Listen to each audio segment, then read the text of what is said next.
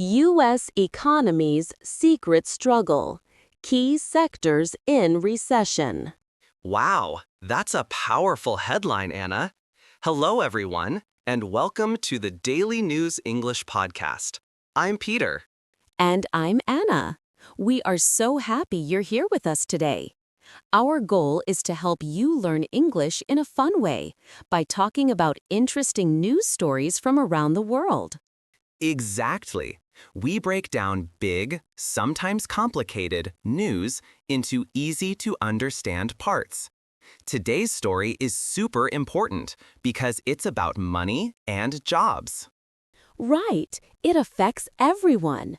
So let's dive into that headline Peter just read. It sounds a little serious, doesn't it? It does, Anna. It talks about secret struggles and key sectors in recession. So what exactly does recession mean for our listeners? That's a great question, Peter. In simple words, a recession is when an economy slows down. Things aren't being bought or sold as much as before.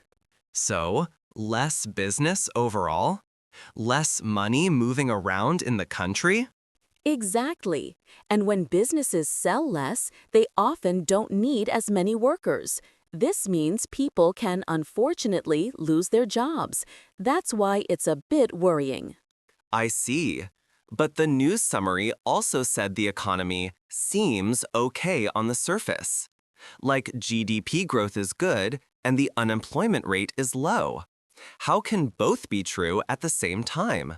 That's the tricky part, Peter. Imagine looking at a big, beautiful lake. On the surface, it looks calm and peaceful, almost perfect.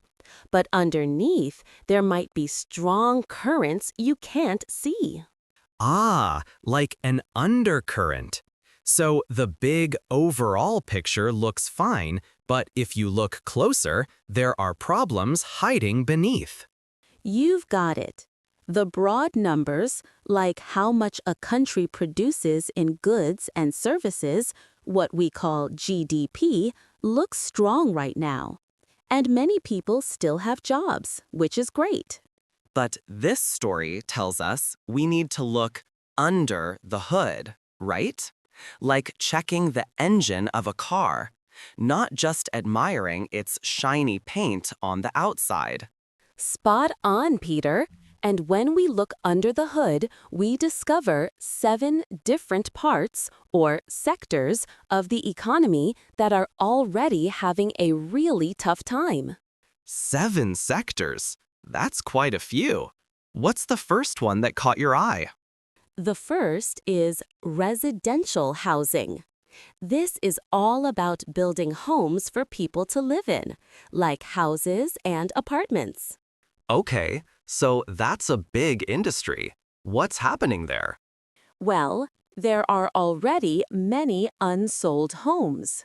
So, builders don't need to start as many new construction projects. They're trying to sell what they have first. Which means they might not need as many construction workers to build new things. That makes a lot of sense. Fewer jobs available. Right. Less new building means fewer jobs for people who design, build, and sell houses. It's a slowdown. That's clear. Okay, what about the second sector that's showing stress? That would be commercial real estate. This is about buildings for businesses, like offices, big shopping malls, or factories. So, not homes, but places where people work, shop, or run businesses. Is it facing similar issues? Similar, yes. Businesses aren't building as many new offices or large commercial spaces. Even the big boom in building data centers for computers isn't making up for the slowdown. So, less demand for new office buildings and shops. Again, fewer construction jobs in that area too. Exactly.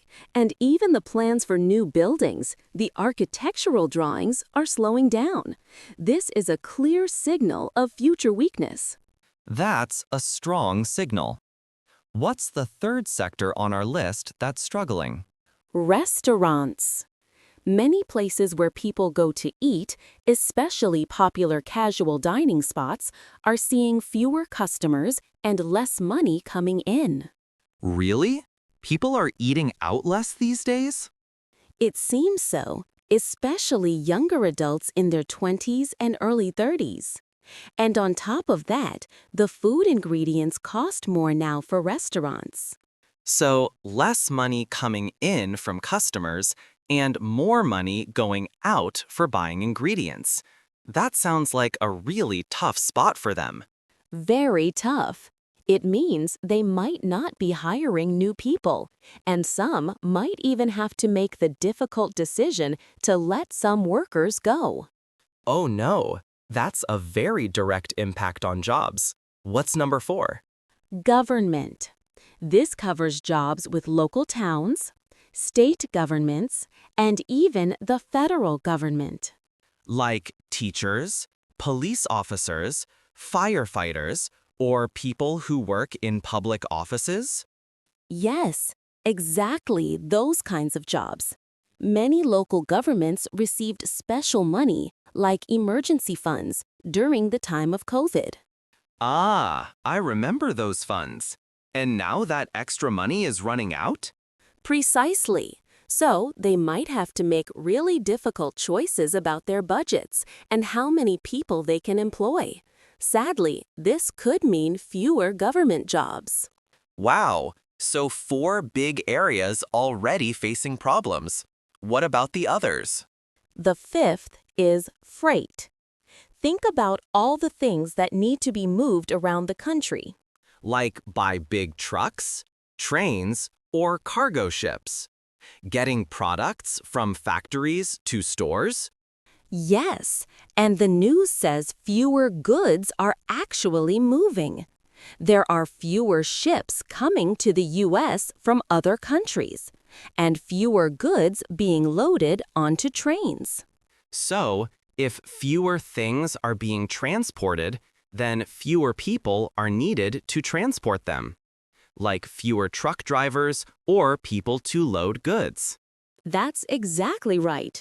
Empty trucks, trains, and shipping containers don't need a lot of people to manage them.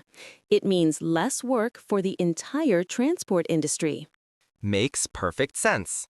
And the 6th struggling sector? Mining. This means digging valuable things out of the ground, like oil, natural gas, or cutting down trees for wood. Like for fuel or building materials? Important stuff for sure. Exactly. The prices for things like oil and wood, or lumber, aren't high enough right now for companies to make a big profit when they invest in new projects. So, if they're not making much money, they won't invest in new drilling wells or sawmills, and they certainly won't hire new staff. You've got it. Again, a slowdown in jobs for that important industry. And finally, the 7th sector that's showing weakness? Higher education. This is about colleges and universities where young adults go after high school to continue their studies. Oh, I see. What kind of challenges are they facing? They are facing fewer students signing up, budget cuts, and even less government money for research projects. So they might also need to cut down on their staff, like professors, administrators, or other university workers? Sadly, yes, it's becoming harder for them to keep all their employees without enough funding.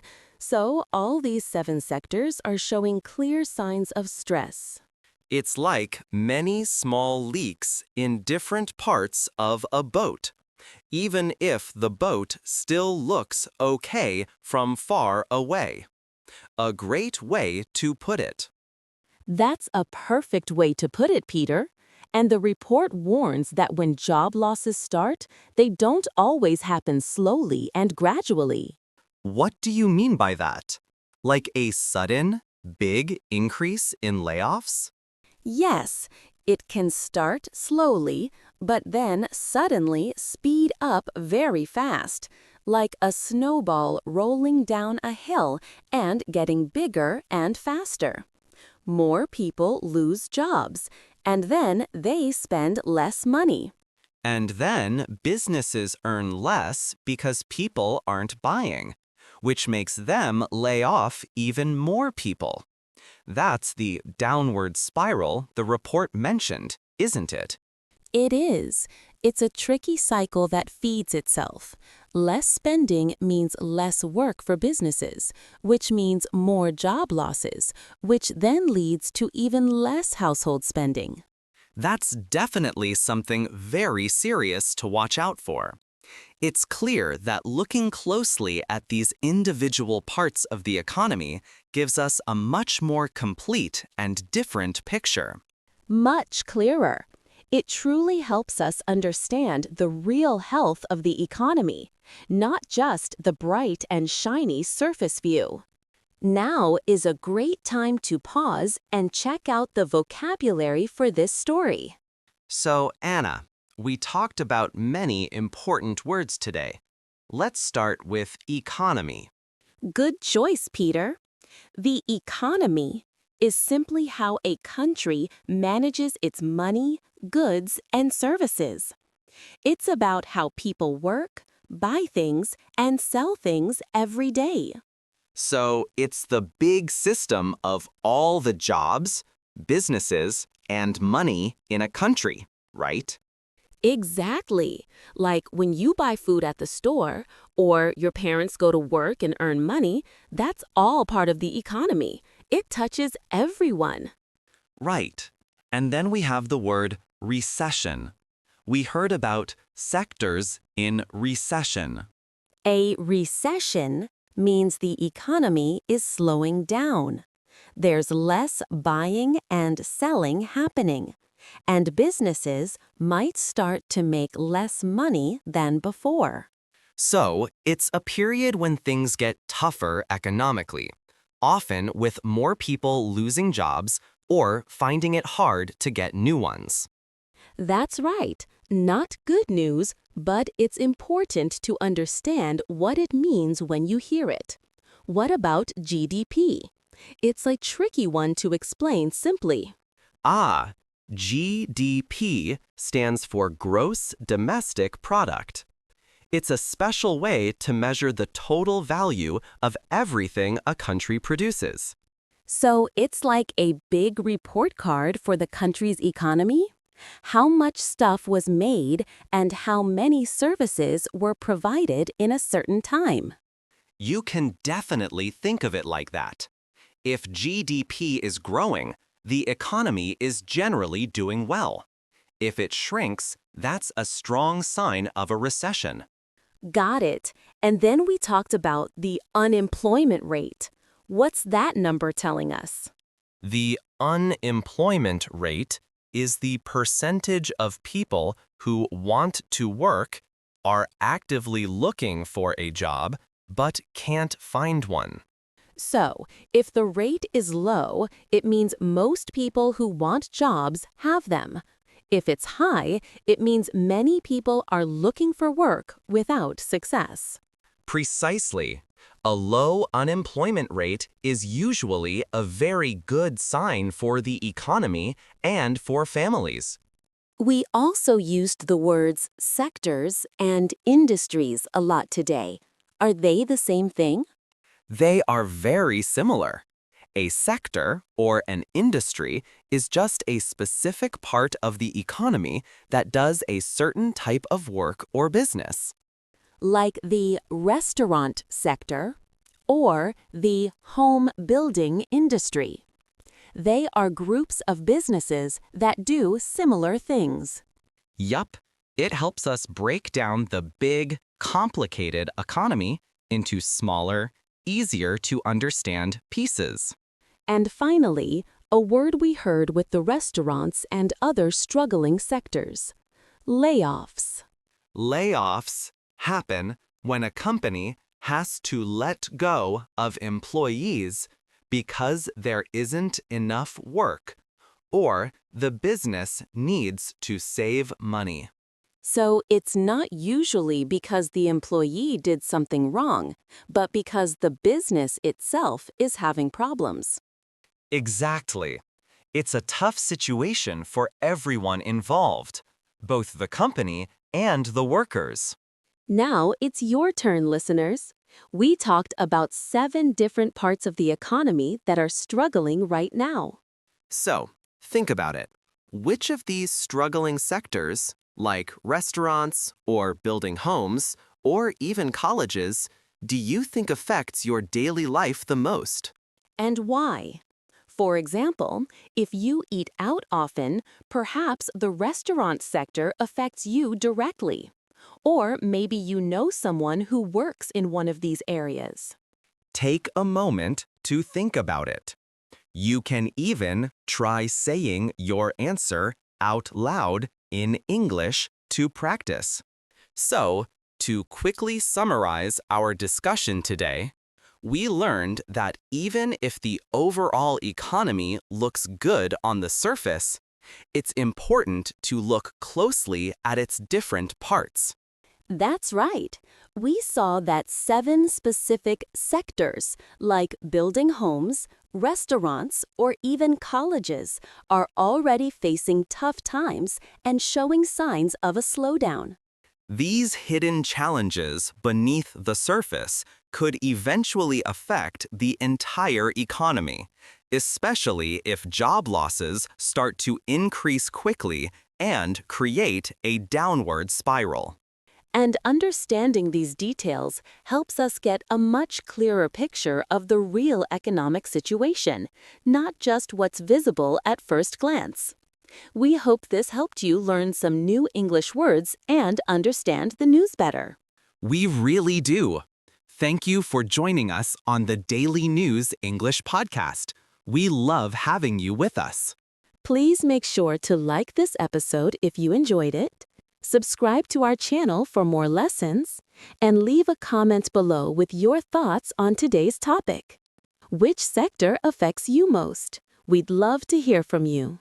We'll be back soon with more interesting news and English tips. Until next time, happy learning. Bye, everyone.